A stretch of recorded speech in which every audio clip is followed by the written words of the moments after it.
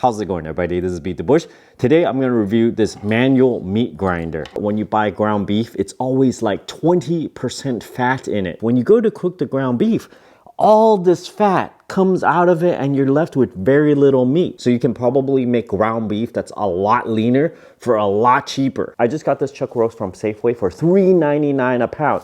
This is 2023 price here. This is the LHS meat grinder. This compartment over here, it's clear and you can see the meat go through as you grind it. Comes with the sausage maker attachment, cookie dough attachment. You got the coarse grinder and a fine grinder. This is the base, it's not dishwashable. It has a suction cup and if you stick it on something, you push the air out, twist that to lock it in place, and it's pretty dang sturdy. It's moving the entire desk. It's like it has some mechanics in there and you don't want to get that wet. Push this in and you can slide the main tube in, lock it in place. This is a screw, just put it in right there. Take care that the blade section is facing outwards, not like this, but like this. There's no direction to the coarse plate or the fine plate. Put the coarse plate on, then we close it with the lid. Note that this tightens counterclockwise, opposite to what you're normally used to. Now we can put on the handle. The gears here are pretty hefty. We just slide that right on and then turn this knob to screw it in. Funnel on the top.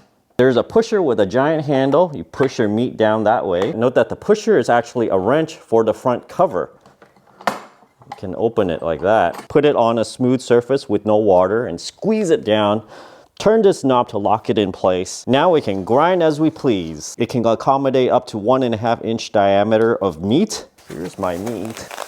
$4 a pound, all this for $22. Cut like strips of it about this much. They'll fit down the chute. All right, so I'll cut. Squeeze this piece of meat down there. You try to turn it. It's like sucking in the meat. It kind of like tore it a little bit over here. You tore it.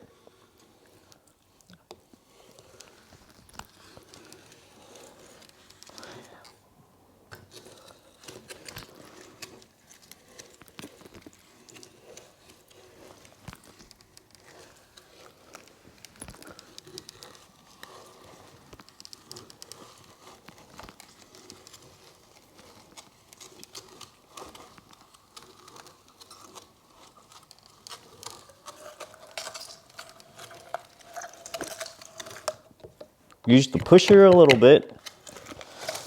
I don't have the clamp on here, but it does seem like it would get loose. This is a bamboo surface. It's slightly porous. If I move it a lot, will it come off? If it comes off the edge, it does slip because it loses its suction. I'll just use the included C-clamp, putting another piece in there. 1, 2, 3, 4, 5, 6, 7, 9, 10. Only about 14 turns to grind one piece. Use the pusher to open it up. I'm gonna switch in the fine grinding.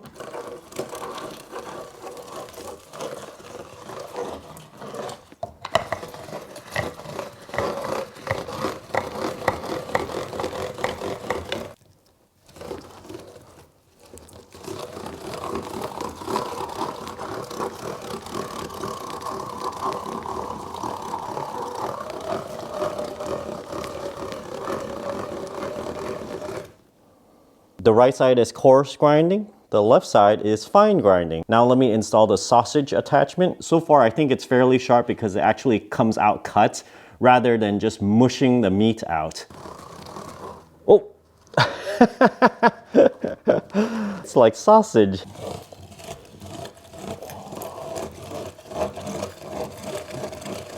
Never made sausage before, actually. All beef hot dog, no preservatives. No nothing. I'm doing this with one hand, so like the clamp is actually holding pretty well. After you do the sausage attachment, you got all this sausage meat that's kind of stuck in here. I'm gonna just put meat through the cookie maker. And it doesn't quite work too well, it just kind of pushes it out like that. Okay, let's try a different shape, a star shape.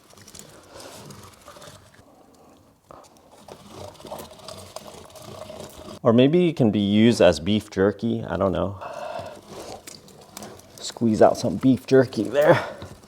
You really need dough to do this one. When you get meat all over your hands, this gets a little slippery. Indeed, I can't open this. So this tool comes in super helpful.